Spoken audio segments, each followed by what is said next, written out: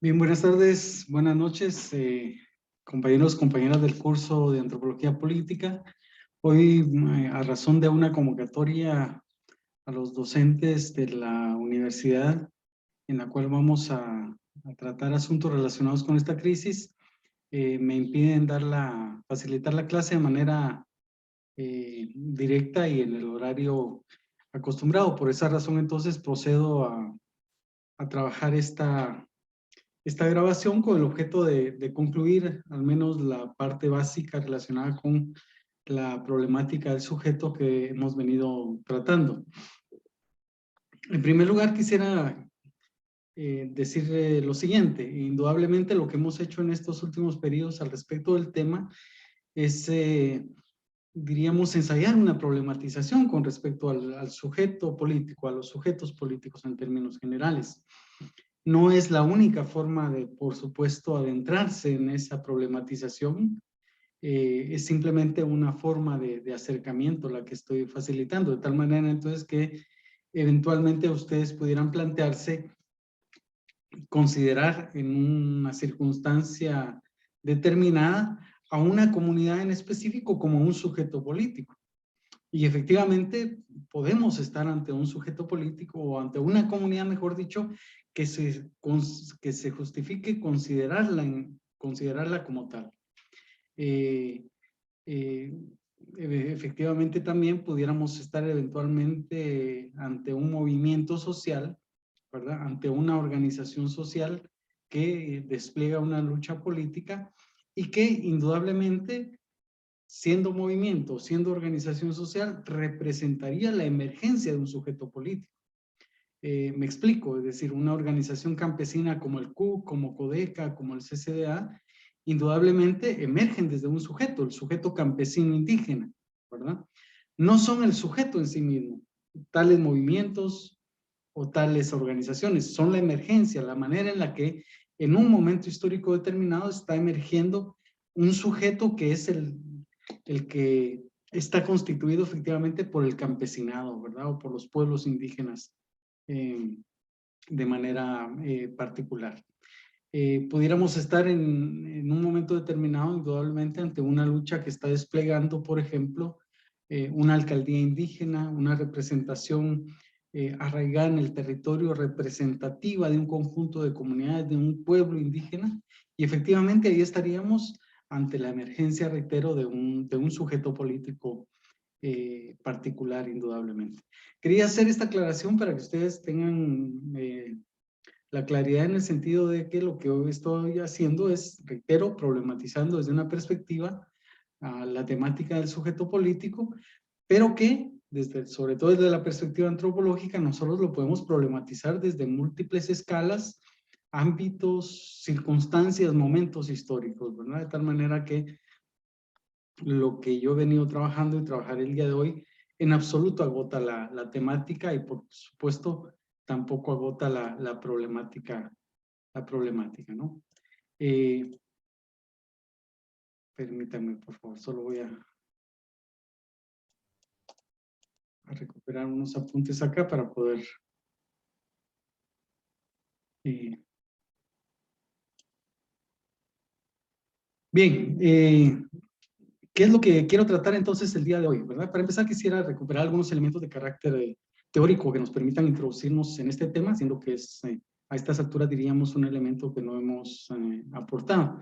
Y a partir de ahí pues voy a tratar de acercarme a lo que en términos generales y de manera muy somera también sería lo que yo denomino la reconfiguración del sujeto político en este momento histórico. Si ustedes quieren, a 25 años, 26 años de la firma de la paz en Guatemala, ¿no? En ese sentido, es necesario partir de afirmar que cuando hablamos de sujeto político, estamos hablando indudablemente de una relación social, de una configuración social, ¿verdad? De una relación de carácter histórica, de carácter histórico, devenida de determinadas condiciones societales que produce y al mismo tiempo es productor de lo social. Me explico. Cuando hablamos de un sujeto político que pudiera ser un pueblo indígena emergiendo en una lucha frente al Estado-nación, por ejemplo, ¿no? Indudablemente estamos hablando de una configuración social particular, ¿verdad? Una configuración social que tiene como punto de partida su arraigo a un territorio determinado, su constitución devenida de formas de presencia y de reproducción y de organización al mismo tiempo, procedentes de su forma de familia particular, de la comunidad, que se va articulando en un ámbito, en una escala mayor, que puede ser el ámbito municipal o regional, bueno, una configuración que obviamente tiene un conjunto de características adicionales, todo lo que diríamos constituye su cultura y al mismo tiempo su identidad, ¿verdad? Su identidad en cuanto pueblo indígena o originario específico, ¿no? A eso nos referimos con el hecho de que todo sujeto político es una configuración social. E indudablemente las mujeres, los campesinos, los obreros, tendrán sus propias características en cuanto tal, ¿verdad? E indudablemente, en tanto hacen parte de una sociedad, de una formación social históricamente determinada como esta, como la guatemalteca en este caso, pues indudablemente no podemos obviar que cada uno de los sujetos viene gestándose históricamente, ¿verdad? Y que sus características culturales, sociales, económicas, etcétera, como sus formas de emergencia en tanto y en cuanto sujeto político, corresponden precisamente al ámbito, al contexto societal en donde estos existen, se reproducen y reitero, emergen en luchas determinadas, ¿verdad? Es indudable entonces que cada sujeto político deviene de esas condiciones, se explica en esas condiciones societales, pero al mismo tiempo en cuanto es sujeto, ¿verdad? En tanto que es sujeto social, político, indudablemente también es productor de lo social, ¿verdad? Es decir, me explico. En este momento histórico en el cual las dinámicas de acumulación de capital se expanden y se intensifican, sobre todo en dirección a la apropiación de los territorios de los pueblos indígenas, indudablemente estos están impulsando luchas de resistencia, ¿verdad? Que están permitiendo, entre otras cosas, y aquí hablamos por supuesto de un periodo relativamente largo de tiempo, revitalizar su propia cultura, su propia identidad, su propia cosmovisión, en buena medida vinculada a esa resistencia, a esa lucha que están liderando frente a las expresiones del capital que pretenden despojarles de sus bienes comunes, de los elementos de la naturaleza, del territorio como ámbito vital de su reproducción en tantos sujetos, ¿no? Entonces, cada sujeto debemos entenderlo también como productor y reproductor de lo social al mismo tiempo, ¿verdad? No son simplemente objetos, son sujetos y en tantos sujetos producen la realidad también, la producen en el conjunto de dinámicas que despliegan, en el conjunto de relaciones en las cuales están construyéndose, fortaleciéndose, vitalizándose y emergiendo en sus propias luchas. Esto implica al mismo tiempo considerar que cada sujeto político también es un sujeto histórico, ¿verdad? Y al ser sujeto histórico, obviamente es un sujeto cambiante, ¿verdad? Es síntesis, como dirían los historiadores, es síntesis de pasado, de presente y búsqueda de futuro, ¿verdad? Y esa síntesis está en sus búsquedas, en sus utopías, en sus luchas en este momento histórico, como en otro momento histórico, si ese fuera nuestra búsqueda de acercamiento, de indagación o de interpretación, ¿verdad? Y esto es muy, muy importante afirmarlo y confirmarlo, sobre todo de cara a algunas perspectivas que pretenderían que el sujeto político, los pueblos indígenas, por ejemplo, fueran una especie de sujetos ideales, ¿verdad? Que vivían idealmente en un pasado y que la invasión española vino a truncar ese proceso de construcción civilizatoria ideal que venían desarrollando previo a a esa invasión y que de lo que se trata es de restituir ese proceso, ¿verdad? Recuperar ese sentido ideal de ser pueblo maya, pueblo de ascendencia maya, para darle una continuidad a partir de este momento. Sin considerar, por un lado, que todos los grupos humanos, ¿verdad? Son grupos de carácter histórico y que por consiguiente contienen una serie de características o presentan una serie de características, entre ellas la de ser sujetos con contradicciones, ¿verdad? Y en ese sentido no podemos obviar que los pueblos mayas antes de la invasión española, pues obviamente venían diferenciándose socialmente, venían constituyéndose en sociedades divididas en estamentos o clases sociales, ¿verdad? Y venían teniendo disputas, conflictos entre ellos también, ¿verdad? Entre otras cuestiones, ¿no? Y que venían experimentando un proceso de transformación previo a esa misma invasión española, ¿no? Proceso de transformación determinado por sus condiciones de vida, de reproducción y de relacionamiento con otros pueblos, con otras culturas, ¿verdad? De tal manera que no podemos concebir a ningún sujeto de manera esencial o esencialista, ¿no? O como un sujeto que no cambia, cuya identidad, cuya cultura e identidad no ha cambiado o no puede cambiar en el momento actual o en el futuro. Ningún sujeto está exento de cambios, ¿verdad? Y como digo, de ser síntesis de pasado, presente y búsqueda del futuro. Bien, un segundo elemento al respecto de carácter teórico que quisiera recuperar es lo relacionado al hecho de que el sujeto político está contenido, no es solamente es una relación social, no solamente es una configuración objetiva de características, de relaciones, etcétera, ¿verdad? También es, por supuesto, un sujeto que está contenido y es productor de subjetividad. Ese es un elemento indudablemente complementario al momento de entender un sujeto político determinado, ¿verdad? ¿A qué se refiere esa subjetividad que está contenida en todo sujeto político y que el mismo sujeto político viene construyendo, viene gestando, viene, como digo, fortaleciendo, revitalizando? Si pensamos, por ejemplo, en la cosmovisión maya, que es, diríamos, un asidero importante, no solo de carácter cosmogónico, sino también ideológico en la lucha que están desplegando los pueblos indígenas originarios hoy en día.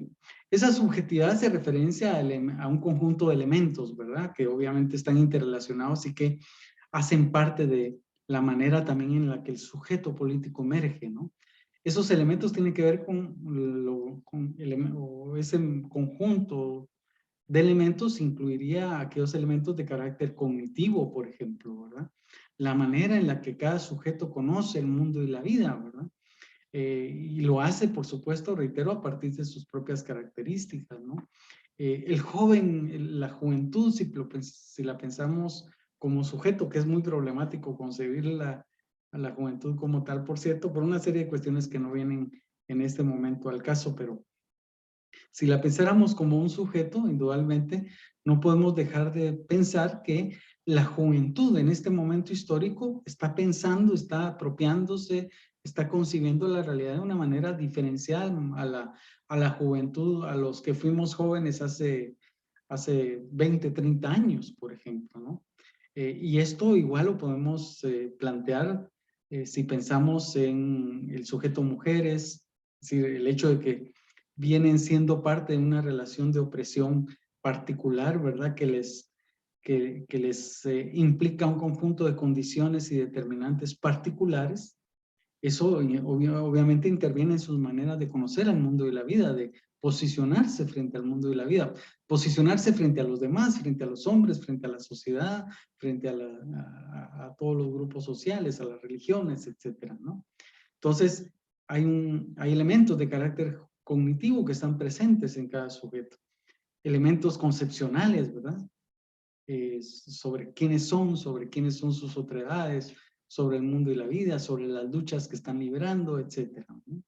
Elementos racionales, ¿verdad? Elementos valorativos, elementos simbólicos, significativos, estéticos, discursivos, es decir, un conjunto de elementos que hacen parte, diríamos, de la subjetividad que está presente en todo sujeto político y que indudablemente lo configura también, ¿verdad? Que lo explica, que ayuda a explicar su emergencia en tanto, su emergencia, su lucha en tanto y en cuanto sujeto político, ¿verdad? Es indudable que estos elementos subjetivos, pues por supuesto, ¿verdad? Proceden por un lado de la sociedad de la cual hacen parte, del Estado-nación, pudiéramos pensar también, ¿verdad? O de la región. Hay sujetos que no pueden circunscribirse a las fronteras del Estado-nación. Pensemos, por ejemplo, en los Chuj, ¿verdad? Que están presentes en territorio guatemalteco, pero también en territorio mexicano, ¿verdad? Diríamos que considerar el marco de configuración del pueblo Chuj en tanto sujeto político, no puede circunscribirse al Estado-Nación guatemalteco, ¿verdad? Indudablemente hay que trascender indudablemente esas fronteras históricamente impuestas, ¿no? Impuestas a ese pueblo, que hacen que lo dividan entre comillas, ¿verdad? A partir de la instauración de estas fronteras como divisiones político-administrativas tanto del Estado mexicano como del Estado guatemalteco. Esos elementos subjetivos entonces proceden de ese contexto societal en el cual se encuentran insertos cada uno de los sujetos, pero también proceden de sus propias matrices culturales, ideológicas, de experiencias de organización y de lucha, ¿verdad? Que despliegan, por supuesto, o vienen desplegando en su acción política, ¿verdad? Las organizaciones campesinas vienen desarrollando una tradición de lucha determinada que indudablemente, en tanto memoria, en tanto historia reconstruida o construida por ellos mismos, hace parte precisamente de sus subjetividades, de la cual se posicionan políticamente y desarrollan su proceso organizativo de formación política ideológica y despliegan, por supuesto, las luchas que están librando de manera constante o relativamente recurrente.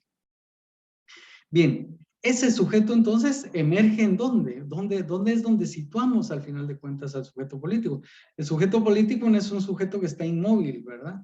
Que lo podemos simplemente caracterizar, está ubicado en un territorio, etc. No, el sujeto político lo ubicamos cuando éste emerge, ¿verdad? Cuando emerge en la acción colectiva, ¿verdad? En la acción política, en la lucha, dirían algunos, ¿verdad? En la búsqueda de transformación social, en la búsqueda de frenar un intento de despojo. Es ahí donde emerge el sujeto político, ¿verdad? Una emergencia que, por supuesto, se explica en las formas de estructuración de la sociedad, ¿verdad? De la estructuración social en términos generales, ¿verdad? Lo que hemos venido tratando, creo, con ustedes también, ¿verdad? Como el hecho de que el campesinado no es unívoco, no es homogéneo, etcétera. Esas son condiciones propios de la estructura social guatemalteca que nos explican en buena medida las maneras en las que emerge el sujeto político campesino, ¿verdad? Ya me refería en algún momento a cómo hay organizaciones campesinas que están muy ligadas a la búsqueda de financiamientos del Estado y otras que lo que buscan quizá es la toma de tierras, porque finalmente el tipo de campesinado que incluyen, que contienen, esa es su demanda y esa es su lucha, ¿no? Es en este marco entonces en donde se entienden las formas de organización, las formas de representación, las relaciones de poder en las cuales los sujetos políticos se encuentran formando parte o que son sujetos de construcción también de estas relaciones, ¿verdad? Pensemos en cómo los pueblos indígenas en buena medida y mayoritariamente están representadas por hombres, por autoridades hombres, ¿verdad? Que aun cuando eventualmente uno ve surgir o tener presencia mujeres con su vara de autoridad comunitaria o eventualmente municipal, los hombres siguen siendo la parte fundamental de esa estructuración sociopolítica del pueblo indígena y por consiguiente de su emergencia cuando emprenden alguna lucha, ¿verdad? Alguna demanda, alguna reivindicación.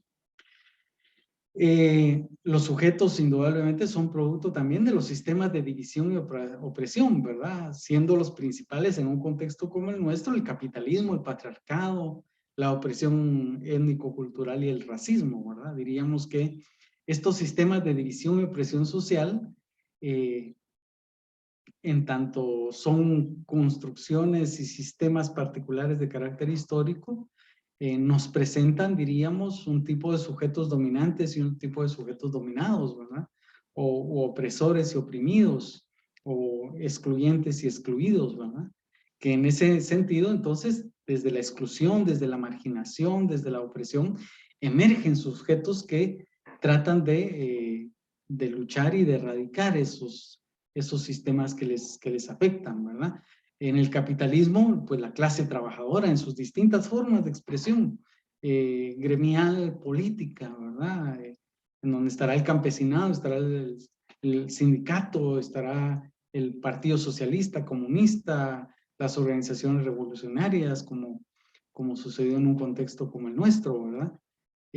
Si pensamos en el patriarcado, pues indudablemente las emergencias que situamos provenientes desde las mujeres, incluso desde otros grupos con identidades sexuales diferenciadas. Si pensamos en el sistema de opresión étnico-cultural o racista, pues obviamente es ahí donde se explican y emergen también los pueblos indígenas.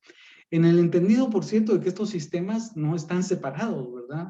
No son realidades separadas. Los sujetos tampoco están separados de esta realidad compleja, interrelacionada, que no la podemos entender sino como una construcción simbiótica, ¿verdad? Es decir, no podemos separar el capitalismo del patriarcado y del racismo. Estos están operando, funcionando de manera íntimamente relacionada, de tal manera entonces que el racismo en un contexto como el nuestro no lo podemos entender si no lo ligamos también a un proceso de investigación, de reflexión, de interpretación ligado con el capitalismo, ¿verdad? Como sucede también con el patriarcado. Si ustedes tuvieron la posibilidad de ver la conferencia de la colega marxista mexicana que abordó el tema de las condiciones de las mujeres trabajadoras en el capitalismo de hoy, el pasado martes, yo recuperaba una cita de Silvia Federici, ¿verdad? Una cita de Silvia Federici en donde ella entendía, por ejemplo, el trabajo reproductivo que ha sido asignado históricamente a la mujer, ¿verdad? Como un trabajo reproductivo que debe entenderse en el marco del capitalismo. ¿Esto qué implica? Trascender la mirada solamente del sistema patriarcal, ¿verdad? Es decir, lo que nos está diciendo Silvia Federici es cómo existe la necesidad de entender estas relaciones de opresión, de explotación, etcétera, que padece de manera particular la mujer trabajadora en un sistema capitalista como parte de la estructuración del capitalismo. Me explico. El, el, el, el capital en sí mismo representado en una fábrica, en un burgués dueño de la fábrica, indudablemente para extraerle plusvalía a esa, a, para lograr una ganancia o obtener una plusvalía al final de un ciclo productivo, indudablemente explota al trabajador, ¿no? A ese trabajador que va y vende su fuerza de trabajo a cambio de un salario en esa fábrica.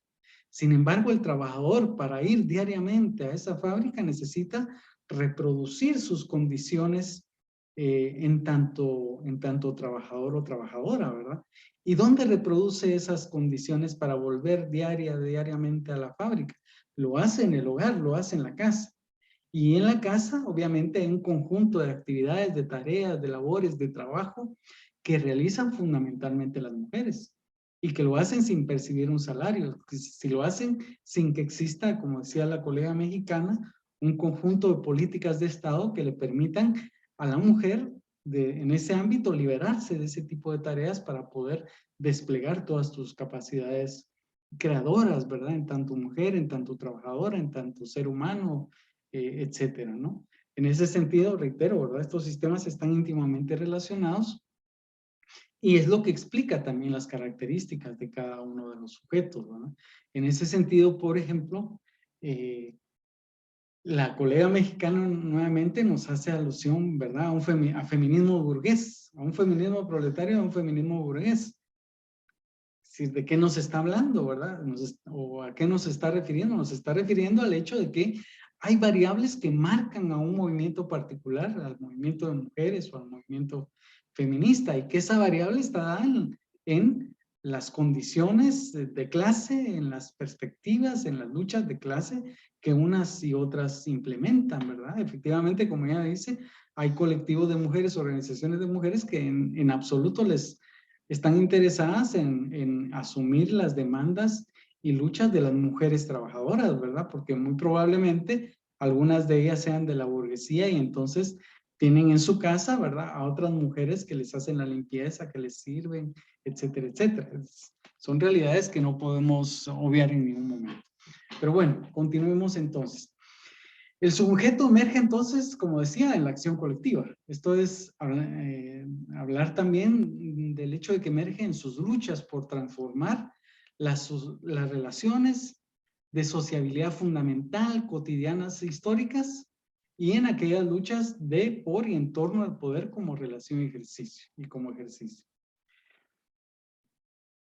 Me explico. ¿Cuáles son las relaciones de sociabilidad que intentan combatir y destruir las organizaciones de mujeres y feministas? Pues todas esas relaciones o esas relaciones en distintos ámbitos que se constituyen en relaciones de dominio, de opresión, ¿verdad? Que les constriñen a los ámbitos exclusivamente privados o que les orían precisamente a ser las responsables, entre comillas, de la reproducción de las condiciones de vida de la familia, por ejemplo. Y aquí no estoy, por supuesto, quitándole el valor que pueda tener el aporte que puede de los hombres, ¿verdad? Pero indudablemente aquí estamos hablando de una relación patriarcal y capitalista que hace que las mujeres, reitero, ¿verdad? Societalmente tengan asignada esa tarea de garantizar de desplegar el trabajo, de desplegar y realizar el trabajo reproductivo necesario para que subsista la familia y para que quienes son de la familia salgan a trabajar también por un salario, puedan hacerlo, ¿verdad? Y aquí, por supuesto, podemos incluir a hombres y mujeres. En el caso de las mujeres, sabemos que cuando salen también a trabajar fuera del hogar para lograr agenciarse un salario, un sueldo mensual, vuelven a la casa a cumplir esa misma función, ¿verdad? Del trabajo doméstico, por ejemplo. Eso es lo que buscan, ¿verdad? Eso es lo que buscan, y transformar esas relaciones de sociabilidad que les mantienen oprimidas, sujetas, marginadas, etcétera, ¿verdad? Y relaciones de sociabilidad que son cotidianas, tan cotidianas como puede ser la distribución de tareas durante un día, durante el día, ¿verdad? Por parte de del conjunto de miembros de la familia, o históricas, ¿verdad? Entendiendo que eso trasciende al ámbito de la familia o trasciende mi relación con mi pareja. Esto es parte de una construcción, de un sistema construido históricamente, ¿verdad? Siendo parte entonces de relaciones complejas, el sujeto político constituye una mediación de poder, ¿verdad? Esto habría que decirlo porque también no podemos idealizar a ningún sujeto, ¿verdad? Los sujetos, pues, cuando emergen como sujeto político, indudablemente emergen en búsquedas de cambiar, de transformar la realidad que les aqueja.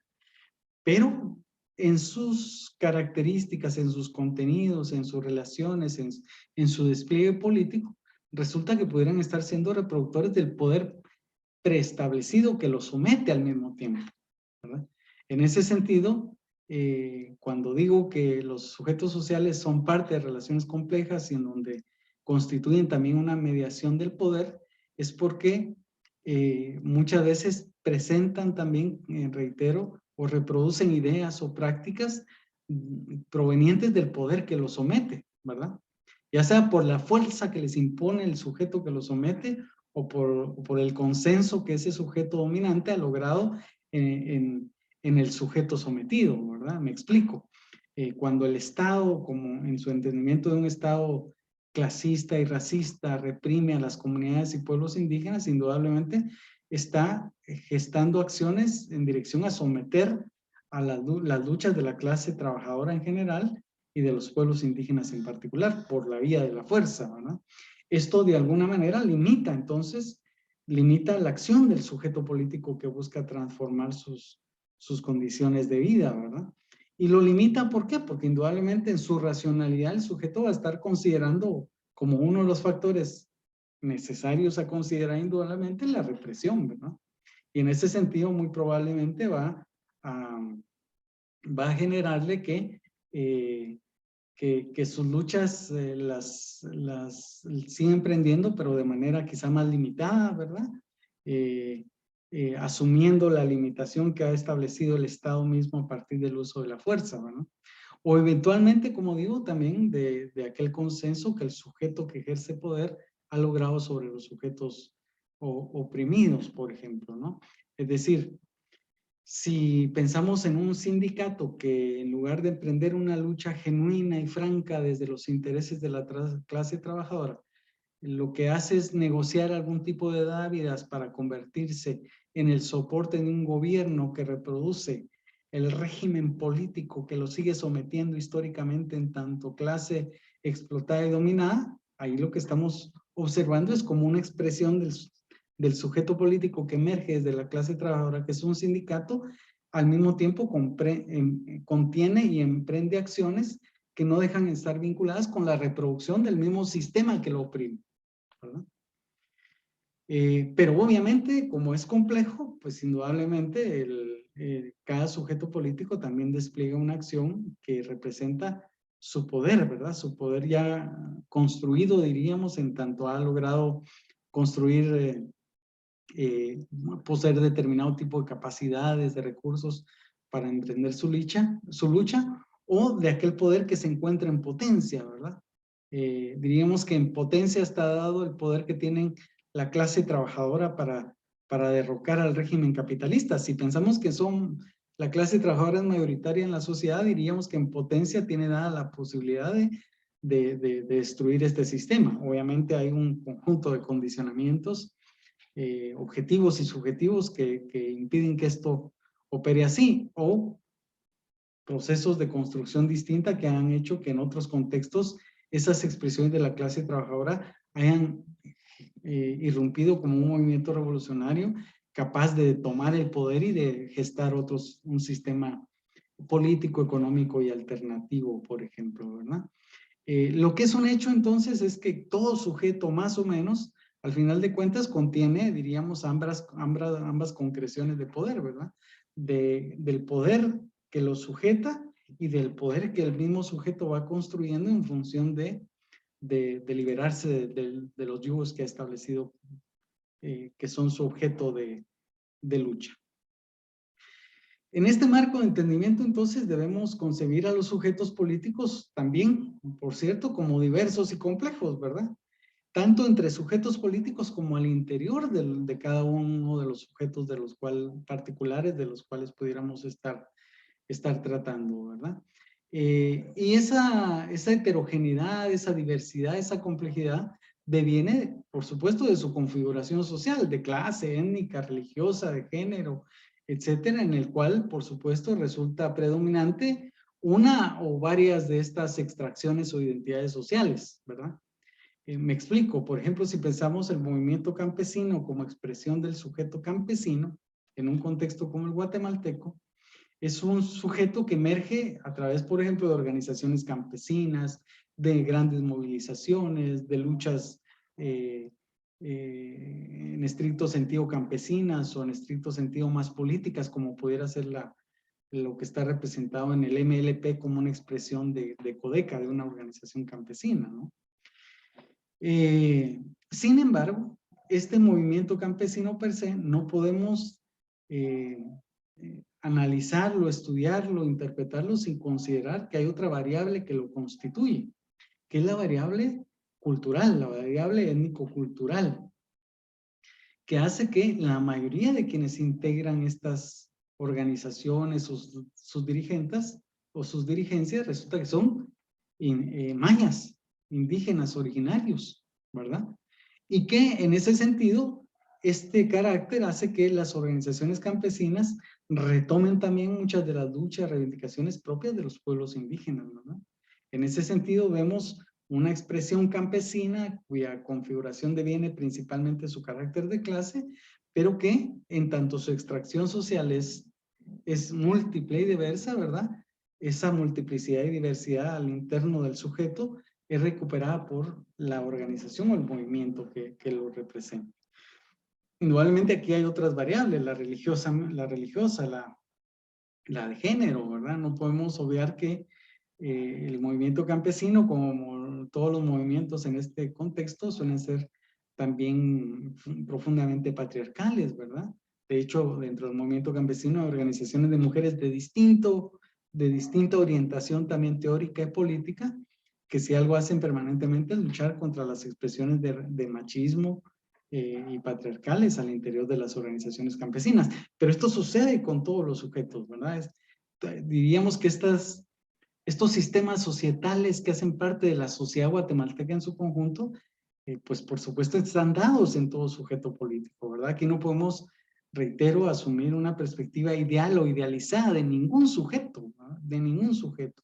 Todos tienen sus posibilidades, sus contradicciones, sus limitaciones en tanto tales, ¿verdad? Esto es algo que debemos considerar, creo yo, sí, con objetividad, ¿verdad? En el caso de aquellos sujetos en su búsqueda de liberarse, por supuesto, estos suelen desplegar esas acciones, esas luchas, y al mismo tiempo esos contenidos subjetivos, ¿verdad? Que se dirigen a romper las cadenas, a rebelarse frente a las opresiones, a gestar orientaciones de insumisión, de rebeldía, ¿verdad? Sean más o menos profundas, tengan más o menos alcance de cara a las luchas que se han planteado, ¿verdad? Pero en todo caso, estos sujetos, estamos hablando de los sujetos oprimidos, por cierto, ¿verdad? Porque podríamos estar hablando de los sujetos dominantes y ahí, por supuesto, las características son otras, ¿verdad? Son propias de un sujeto que domina, que oprime, ¿verdad? Aquí podríamos hablar, qué sé yo, de la burguesía o de la oligarquía, que, pues sí, ¿verdad? Corresponde a una extracción de clase particular, a una extracción identitaria y étnico-cultural particular también, ¿verdad? Que los hace diferenciarse de los demás sujetos, sobre todo de los sujetos oprimidos. El sujeto también es resultado, por cierto, de su institución, ¿verdad? Lo que implica ese paso en el cual se concibe como un colectivo con una forma organizativa. Es decir, el sujeto se instituye cuando gesta sus formas de organización, de representación, cuando gesta sus propias ideas, sus propias reivindicaciones, demandas, o su proyecto político, o su utopía que está plasmada en esa organización, en esa forma de representación política. Es ahí donde el sujeto se instituye en tanto sujeto, en tanto sujeto político, ¿verdad? Y constituye una búsqueda, un proyecto o utopía, un camino por el cual busca transitar para lograrlo, ¿verdad? Esto también está dado en todo sujeto en general. Bien, vamos a dejar ahí esta parte y voy a entrarme entonces en una aproximación a lo que denominaríamos en términos generales el proceso de reconfiguración del sujeto político en Guatemala. Y aquí, por supuesto, el abordaje voy a hacerlo de manera muy general, ¿verdad? Por eso digo, si nos adentramos en un territorio, en un sujeto particular, será la otra forma de problematizarlo. Pero aquí me voy a referir al sujeto político en perspectiva general de la sociedad, del proceso histórico guatemalteco en el contexto de este Estado plurinacional.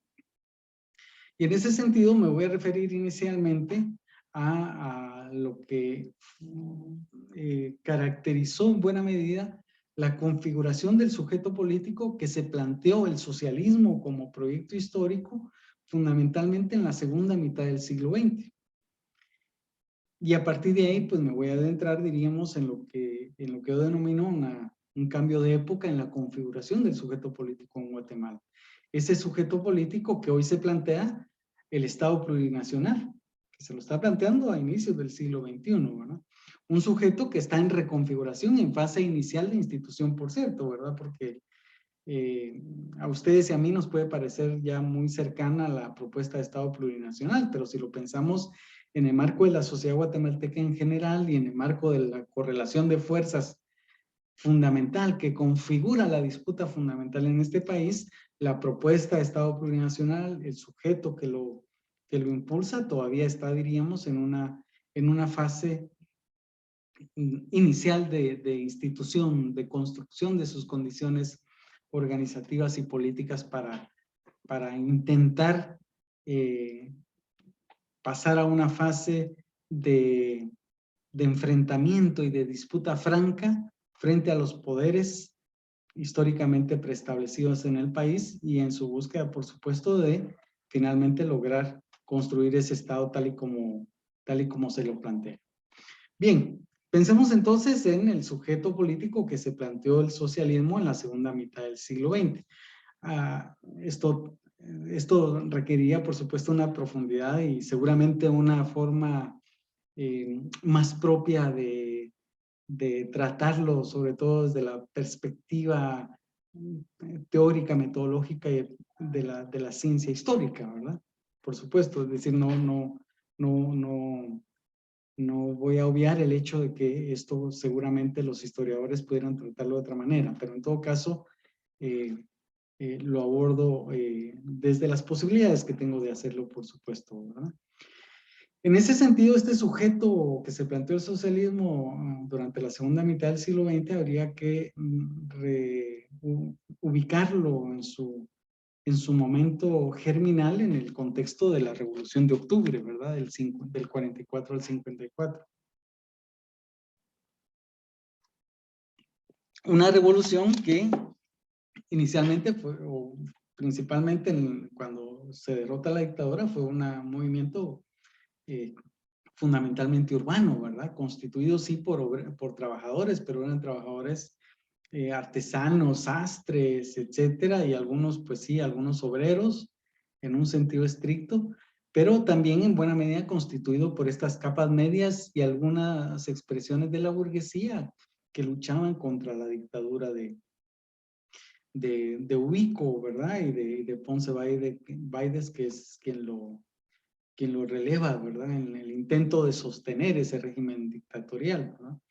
Y a partir del triunfo de la revolución, indudablemente, y de las políticas y de los cambios en el ámbito de la economía y de la política principalmente que hubo durante ese periodo, fueron fortaleciéndose expresiones efectivamente propias de la clase obrera y campesina, sobre todo, ¿verdad?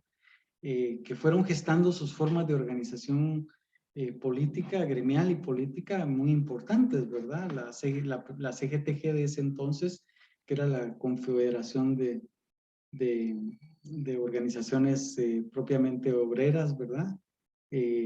Obreras en un entendimiento amplio, reitero, ¿verdad? Porque no eran per se obreros que trabajaran en las fábricas, etcétera, sino eran también artesanos, ¿verdad? Trabajadores también por cuenta propia, etcétera, que tenían sus propias formas de organización gremial, ¿no? Y se fue fortaleciendo también la organización campesina, sobre todo a raíz del impulso de la reforma agraria, ¿verdad? En ese contexto también van emergiendo un conjunto de partidos con algunas tendencias, sí, orientadas a sostener la revolución en ese momento encabezada por tengo un lapsus, por Arévalo, ¿verdad? Y posteriormente por Jacobo Arbenz Guzmán, ¿verdad? Algunos de los cuales efectivamente fueron, diríamos, basando sus formas de interpretación sobre el proceso guatemalteco, por ejemplo, en la perspectiva marxista, ¿verdad? Y de hecho, desde ahí, ¿verdad? Se van confirmando algunas expresiones políticas que claramente se van definiendo como socialistas o comunistas, ¿verdad? En ese momento pues emerge el Partido Comunista de Guatemala, que posteriormente en el 49 se autodenomina como Partido Guatemalteco del Trabajo, ¿verdad? Es decir, va emergiendo entonces un conjunto de organizaciones devenidas de la configuración de clases que estaba dada y se venía gestando a partir de cambios producidos por la Revolución de Octubre, que se venían consolidando y fortaleciendo, ¿verdad? Y que con la invasión financiada y dirigida por Estados Unidos, por supuesto con la complicidad de la oligarquía, de la iglesia, de la jerarquía de la iglesia católica y de la oligarquía guatemalteca, de la iglesia católica y del ejército, ¿verdad? Que al final traicionó ese proceso revolucionario. Se entra en un proceso en el cual el Estado guatemalteco se constituye en un Estado que buscó en sucesivos gobiernos aniquilar toda forma de oposición social y política a su régimen, ¿verdad? Con el golpe de Estado Arbenz se inicia una política de persecución, de secuestro, de tortura, de masacres en contra de comunidades, organizaciones y sus dirigencias, que entre otras cosas implicó que muchos tuvieran que salir muchos fueran al final de cuentas asesinados, otros salieran al exilio y otros tuvieran que orientarse a desarrollar formas de sobrevivencia a partir de la clandestinidad, ¿no? Y desde ese contexto, pues obviamente van tratando de reorganizarse, rearticularse, ¿verdad? En sus propias formas de organización política, siendo una de ellas, quizá la más importante en ese inicio posterior al 54, la expresión del mismo Partido Guatemalteco del Trabajo, ¿verdad? Que en la clandestinidad logra reconstituirse hasta cierto punto y es una de las organizaciones que junto a algunos militares, diríamos, que podríamos denominarlo patrióticos, ¿verdad? Como Luis Turcios Lima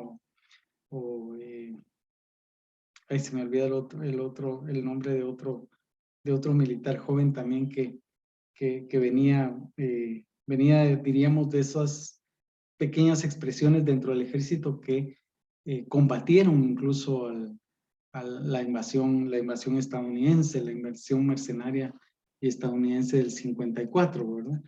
¿Qué gestan las primeras organizaciones revolucionarias en 1960, ¿verdad? Las primeras FARC, las Fuerzas Armadas eh,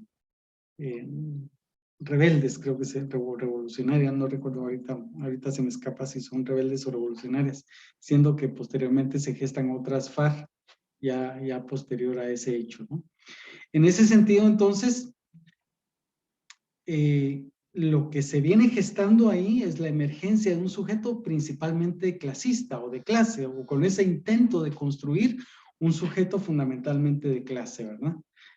Bajo la teoría, reitero, el marxismo, en donde en una interpretación del capitalismo se plantea la necesidad el impulso de una lucha de clases, de una lucha de la clase trabajadora, desde el proletariado frente a la burguesía, frente al imperialismo, y en ese contexto, ¿verdad? La vía escogida fue la vía de la revolución armada. Una lucha armada que no solo procede de un influjo ideológico, ¿verdad? Ese influjo ideológico que estuvo dado en que para lograr derrotar a la burguesía solo se podía hacer por la vía de las armas, ¿verdad? En el entendido que la burguesía nunca se va a dejar quitar el poder, por supuesto, de brazos cruzados, ¿verdad? Y aplaudiéndole al oponente. Ya hemos visto que la burguesía de este país ha actuado al punto de sostener un Estado capaz de impulsar una política de genocidio, ¿verdad? Eso es la burguesía guatemalteca. En ese marco, entonces, este sujeto que va emergiendo a partir de las primeras FARC y posteriormente de otras organizaciones que incluían al Partido Guatemalteco del Trabajo, pero que también incluyeron a la Organización Revolucionaria en Armas, a las FARC, al Ejército Guerrillero de los Pobres, abrazaron la idea de esa estrategia de lucha armada, ¿verdad? En un contexto en donde no había posibilidades de participar política y democráticamente en un proceso electoral, ¿verdad? Y esto está, por supuesto, este planteamiento está fundamentado no solo en el hecho de la política represiva y de aniquilamiento que impulsó no solo el gobierno de Castillo Arbenz, que fue el que asume después del golpe de Estado a Arbenz, sino de los sucesivos gobiernos posteriores, por un lado, Por el otro lado, recordarán ustedes o sabrán del asesinato de Fuentes Mohr y de Manuel Colón Margueta, dos líderes socialdemócratas que por la vía electoral quisieron participar y hacer cambios en este país y que resultaron igualmente asesinados, ¿verdad?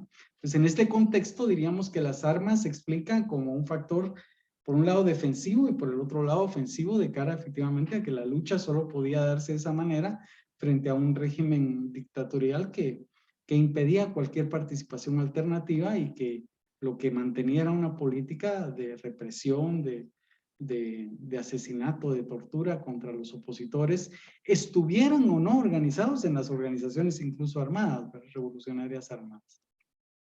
Pero bueno, entonces, este proceso nos habla de un sujeto que se va gestando, se va construyendo, sobre todo desde esa perspectiva de clase, ¿verdad?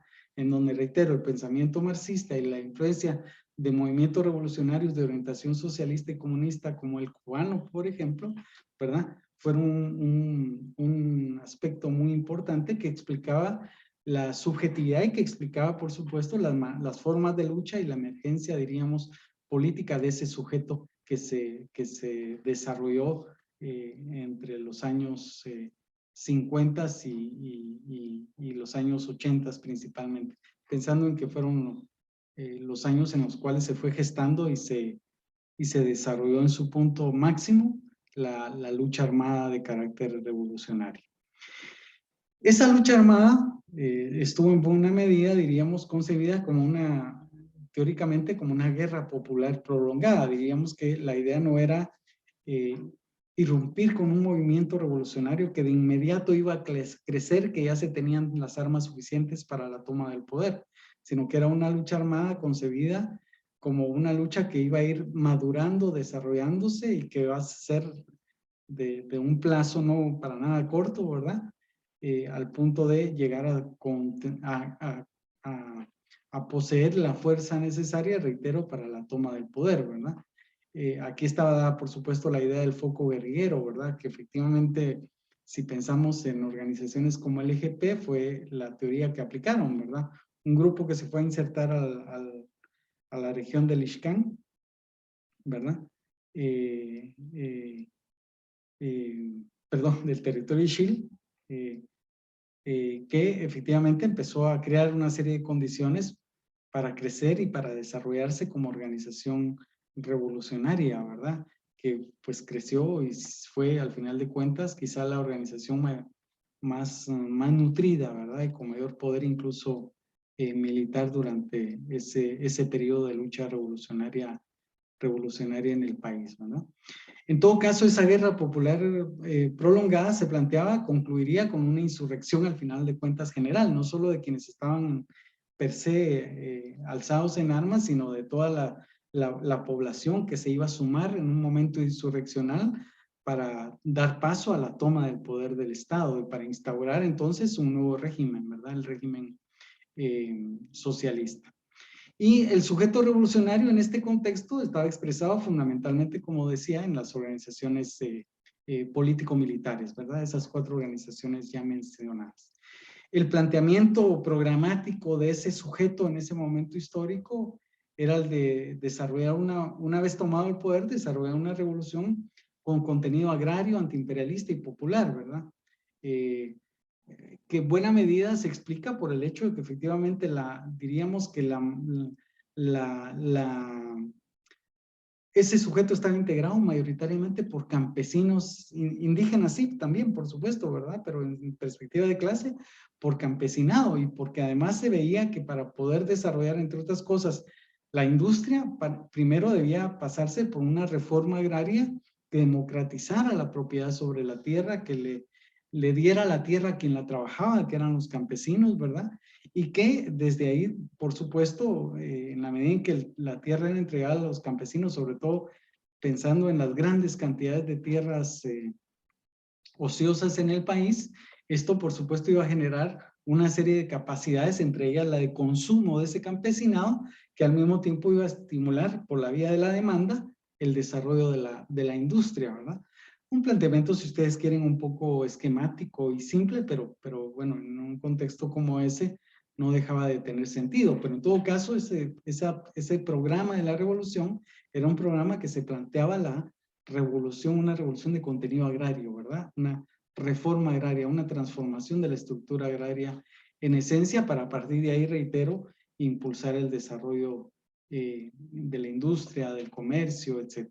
Una revolución antiimperialista, como era lógico y es lógico, siendo que se planteaba que un poder externo al contexto nuestro es el poder que también nos mantiene sujetos, ¿verdad? Que impide que seamos un pueblo, un país, un Estado soberano e independiente. El caso de Estados Unidos, ¿verdad? Que el antecedente es precisamente la invasión estadounidense en el 54 y el sostenimiento de la política de Estados Unidos por la vía del financiamiento o de la asesoría, o etcétera, etcétera, del Estado y del ejército guatemalteco, que como sabemos, reitero, ¿verdad? Llegó a desplegar no solamente una lucha, diríamos, legítima contra las organizaciones revolucionarias en armas, sino una lucha absolutamente ilegítima de masacres, de asesinatos, de secuestros, de torturas, etcétera, que bueno, ya seguramente me atrevería a decir que todos los que estamos en este curso ya tenemos antecedentes o hemos leído al respecto, ¿verdad? Y una revolución de carácter popular en tanto se planteaba que eran los sectores populares, las clases populares, las que debían estar al frente de ese nuevo régimen socialista, ¿verdad? Había entonces un sujeto con una perspectiva histórica, si se dan cuenta, ¿verdad? No era un programa de gobierno como los que nos presentan los partidos políticos en la actualidad, ¿verdad? No, era un programa político que lo que intentaba era transformar radicalmente la sociedad guatemalteca, ¿verdad? En ese sentido, había una perspectiva histórica porque se estaba planteando trascender de un periodo y de un modo de producción capitalista a un modo de producción socialista, ¿verdad? Aperturar, diríamos, un periodo histórico nuevo, ¿verdad? Esa era, y esa es la perspectiva todavía que se maneja desde estas corrientes, ¿verdad? Y no obstante, diríamos, esa orientación y ese carácter de clase, lo que es importante decir es que este proceso en buena medida, en parte, era dirigido por núcleos de intelectuales venidos de las capas medias profesionales, aunque también de trabajadores urbanos y rurales, ¿verdad? Es decir, pero en buena medida los dirigentes de las 4 organizaciones revolucionarias procedían de ámbitos universitarios, ¿verdad? De personas que se habían formado, que habían tenido la posibilidad de estudiar, etcétera, y que tuvieron en su momento la tarea de ser quienes comandaran estas organizaciones y estos procesos. En la medida en que esto avanzó, se supone que venía gestando algunas emergencias también de dirigentes indígenas, campesinos y mujeres, ¿verdad? Que eventualmente también integraron las direcciones políticas de estas organizaciones, ¿verdad? Pero que no obstante eran intelectuales que indudablemente interpretaban que el sujeto principal de esa lucha, de esa revolución, era la clase trabajadora y de manera más precisa la clase obrera, el proletariado, ¿verdad? En perspectiva, reitero, de un marxismo, diríamos, bastante ortodoxo en ese momento, ¿verdad? Que veía en estricto sentido a la clase obrera como ese sujeto principal. La clase obrera entendida como esa clase que, reitero, vende su fuerza de trabajo a cambio de un salario. Ya sabemos que en un contexto guatemalteco, esa clase obrera per se resulta ser bastante pequeña, ¿verdad? Y esto, por supuesto, tenía una explicación teórica que lo justificaba, ¿verdad? Es decir, esto no implica que los dirigentes no vieran que la clase obrera per se era relativamente pequeña, ¿verdad? Y que las masas de trabajadores no tenían la característica de ser per se obreros en ese sentido, ¿verdad? Lo que sucede es que desde la perspectiva marxista se sitúa el carácter fundamental de la relación que constituye el capitalismo, la relación entre capital y trabajo. Y esa relación está dada en los procesos de transformación de la materia, los procesos productivos, ¿verdad?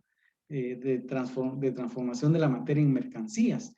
Y en esa relación está dada precisamente la existencia de una burguesía propietaria de los medios de producción y los obreros, que en estricto sentido, reitero, son los que venden su trabajo a cambio de salario y que en la medida en que despliegan y realizan todo el proceso productivo, en la medida en que la burguesía se apropia de esas mercancías al final del proceso, es ahí donde logra extraer la plusvalía del proceso productivo, la explotación de la clase burguesa sobre la clase proletaria, ¿verdad? Entonces, se situaba esa como la relación fundamental dentro del capitalismo y se decía entonces, la clase obrera es la clase por su relación, por su presencia en esa relación fundamental de carácter capitalista, es la llamada a irrumpir como el sujeto revolucionario que se haga cargo de impulsar la revolución y de hacerla triunfante y de instaurar el socialismo.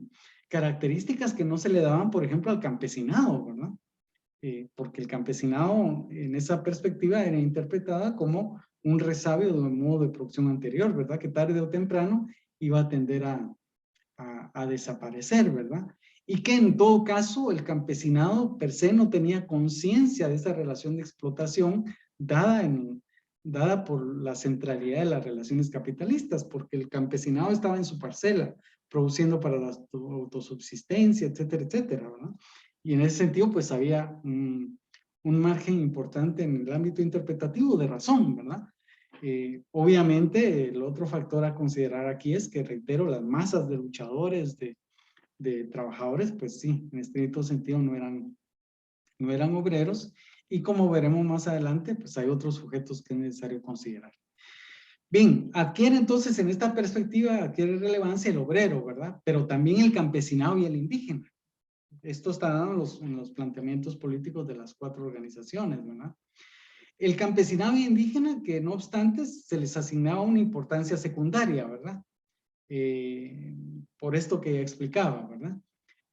Pero el planteamiento era, en términos de estrategia, la necesidad de gestar la alianza obrero-campesina, ¿verdad? En ese sentido, al campesinado se le daba también un papel, un carácter de aliado estratégico, ¿verdad? El indígena como tal per se no había emergido todavía como un sujeto político de mayor importancia, ¿verdad? De tal manera que estaba, diríamos, subsumido en buena parte de los campesinos, por ejemplo, de los obreros que trabajaban en las banaderas, ¿verdad? O en los ingenios, o estaba dada en la masa campesina también, por supuesto. Ahí estaba dado el campesino, pero su lucha misma estaba ligada más a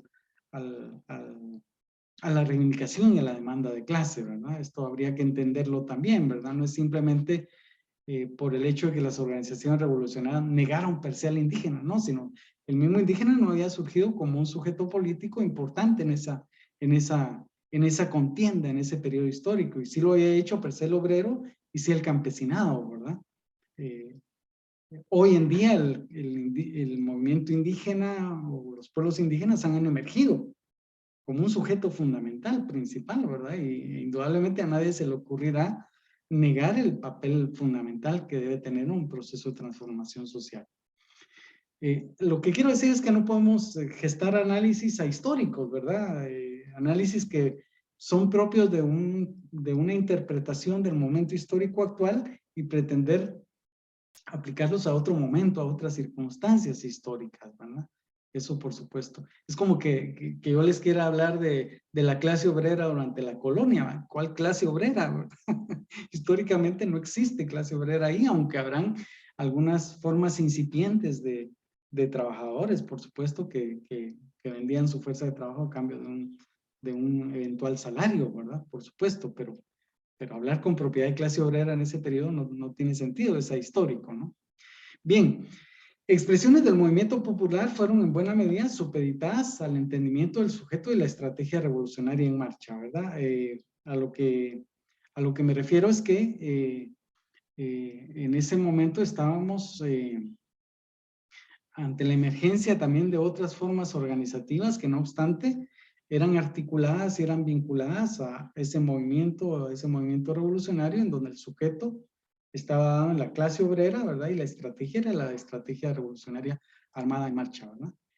De tal manera entonces que el sujeto político así pensado y configurado, podemos decir a estas alturas, fue derrotado en su tentativa en su tentativa de tomar el poder y de construir el socialismo en este país, ¿verdad? Y fue derrotado en su tentativa por un Estado contrainsurgente y genocida, nada más y nada menos, dirigido por la oligarquía, por Estados Unidos y por una élite militar relativamente autónoma, ¿verdad? Supeditada, por supuesto, por ejemplo, a la política de Estados Unidos, ¿verdad? Pero relativamente autónoma en tanto se fue haciendo parte de la estructura de poder, ¿verdad? Militares cumpliendo la función de presidentes o jefes de Estado, ¿verdad? Que al mismo tiempo se fueron apropiando de tierras. La Franja Transversal del Norte, por ejemplo, es una región donde encontramos todavía grandes propiedades en manos de militares de esa época, ¿verdad? Los Lucas García, por ejemplo, los Santa Cruz, entre otros, ¿verdad? Finalmente, ese sujeto que estaba expresado en esas 4 organizaciones revolucionarias que a inicios de los 80 forman la llamada URNG, la Unidad Revolucionaria Nacional Guatemalteca, fue orillado al final de cuentas en negociaciones de paz. Se les infringe una derrota política fundamental y al final de cuentas, ¿qué queda? Pues entra en un proceso de negociación de paz que fue el planteamiento de la misma URNG en el 86 y que al final de cuentas los sectores de poder fundamentales del país asumieron como una forma de pacificar el país, de liberar el territorio del control que tenían algunas organizaciones revolucionarias sobre algunas regiones del país y aperturar lo que ya conocimos posteriormente, que fue el impulso desbocado y franco de las políticas neoliberales, ¿verdad? Del saqueo, de la privatización, etc. Es indudable que ese sujeto que se expresaba en esas organizaciones no dejaba de tener contradicciones al interior, ¿verdad? De hecho, las organizaciones revolucionarias, entre las organizaciones revolucionarias fueron habiendo contradicciones, ¿verdad? Y también avances con relación a la emergencia de otros sujetos, ¿verdad? Hay reflexiones en ORPA, en EGP, FAR, en el mismo PGT, aunque aún más lejanas, reflexiones teóricas que ya empezaban a plantear la idea de, por ejemplo, de los pueblos indígenas como un sujeto importante, ¿verdad? Aunque no se les llegó a dar un papel fundamental en esa perspectiva todavía, ¿verdad? Y en la medida en que fue gestándose el proceso de paz y las negociaciones, pues lo que fue ocurriendo también es que los movimientos y las organizaciones que anteriormente estaban ligadas y supeditadas a la dirección de las organizaciones revolucionarias fueron reivindicando su autonomía, ¿verdad? Fueron habiendo rompimientos también, ¿verdad? Y una de esas expresiones está dada, entre otras, en las expresiones indígenas, ¿verdad? Que finalmente van gestando lo que después conocimos como el movimiento maya, ¿verdad? Un movimiento maya que en perspectiva, en estricto sentido, diríamos, ubicaríamos entre los finales de los 80s e inicios de los años 2000, ¿verdad? Después lo que va irrumpiendo ya no es per se el movimiento maya, sino es per se los pueblos indígenas, ¿verdad? Los pueblos indígenas asentados, arraigados en el territorio, en la comunidad, con sus propias formas de organización y autoridad y representación política desde su asiento comunitario y territorial, ¿verdad? Ya no es per se ese movimiento maya que conocimos, reitero, en ese momento anterior. Pero bueno, principalmente entonces entre finales de los años 80 e inicios de los años 90 empiezan a emerger otros sujetos reivindicándose como tales, ¿verdad? Las mujeres y feministas, los pueblos indígenas, los campesinos como tal, los trabajadores, todos ellos con reivindicaciones, demandas y propuestas, perdón, por cierto, en torno y hacia los negociadores de la paz, ¿verdad? Cada uno fue gestando sus propias propuestas de cara a los acuerdos que al final de cuentas fueron firmados entre el gobierno y la URNG, ¿verdad? Y en ese marco, pues logran avances relativamente importantes, ¿verdad? Como los que logra el movimiento maya en el marco del Acuerdo de Identidad y Derechos de los Pueblos Indígenas, por ejemplo, ¿no? La URNG, al llegar un momento de las negociaciones y la firma de la paz, pues por supuesto se mantiene como una organización, una mediación, diríamos, de ese conjunto de organizaciones y movimientos muy importante, ¿verdad? Pero va dejando de ser la representación de tales sujetos.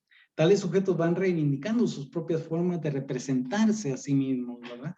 Sus propias dirigencias, ¿verdad? Y van riñendo entonces con con esa estructura de la URNG, que como sabemos ya en el 97 pasa a constituirse en un partido político, ¿verdad? Voy a ir un poquito más rápido aquí. Seguramente voy a dejar la grabación el día de hoy a un momento y voy a hacer otra para terminar de facilitar este contenido.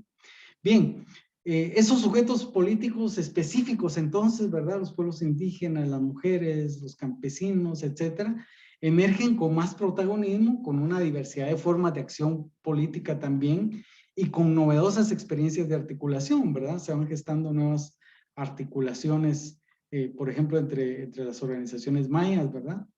Que van constituyendo una especie de síntesis también momentáneas de emergencia de esos sujetos que vieron la necesidad de tener y afianzar, como decía, sus propias formas de representación y articulación política, ¿verdad? Cada vez más alejadas de la URNG.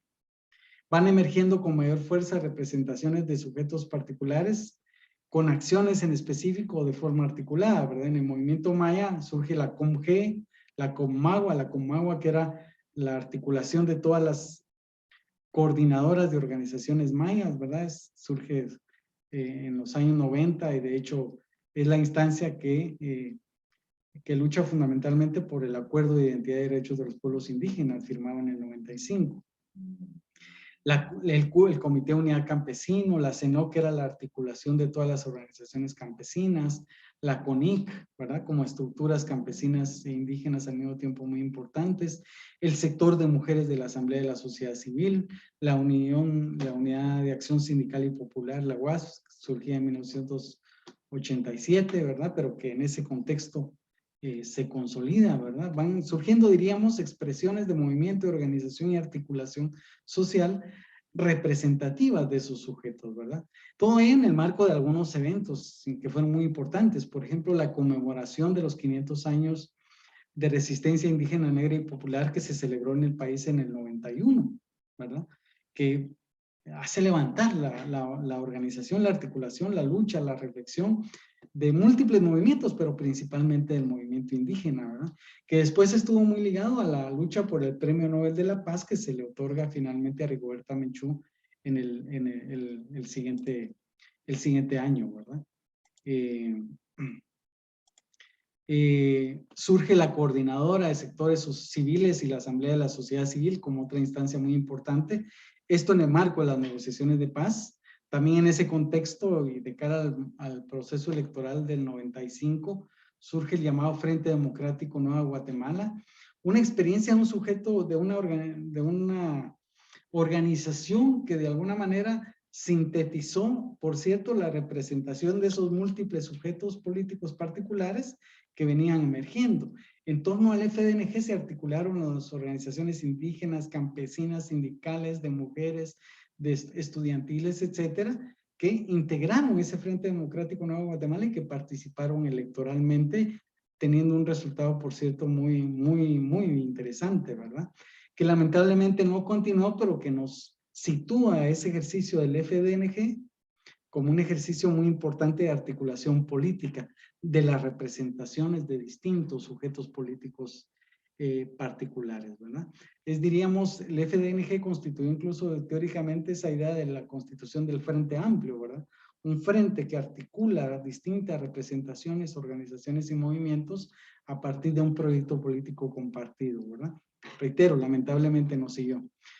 Pero bueno, los acuerdos de paz, que fueron un factor muy importante de cara a todo esto, ¿verdad? Y su posterior seguimiento de cara a su búsqueda de cumplimiento. Después lo que observamos fue la conversión de URNG en un partido político que ya se constituyó plenamente en una institución de carácter electoral, que su única lógica al final de cuentas fue la de participar, organizarse como partido, participar en las elecciones, ganar elecciones y bueno, ya sabemos en qué devino esta organización, ¿verdad? En un partido bastante marginal, bastante contradictorio, bastante alejado de las búsquedas revolucionarias que se tuvo en un momento determinado, ¿verdad? Finalmente diríamos, concluimos los años 90 e iniciamos el siglo XXI con un sujeto de clase que devino en un sujeto bastante marginal, bastante resquebrajado, bastante desarticulado, lo cual se explica, por supuesto, por la política represiva del Estado tan brutal, ¿verdad? Se explica por una serie de políticas adicionales como las neoliberales, etcétera, etcétera, y se explica por la incapacidad también de per se del sujeto político para mantenerse en cuanto tal, ¿verdad? El PGT, el FAR, ORPA y EGP, pues se disuelven para constituir el partido URNG, ¿verdad? Y finalmente diríamos, en URNG lo que va ocurriendo es un abandono de ese proyecto político del socialismo, esa estrategia revolucionaria, esos estilos de trabajo y organización, para adentrarse, como digo, en una aventura más electoral que otra cosa, ¿verdad?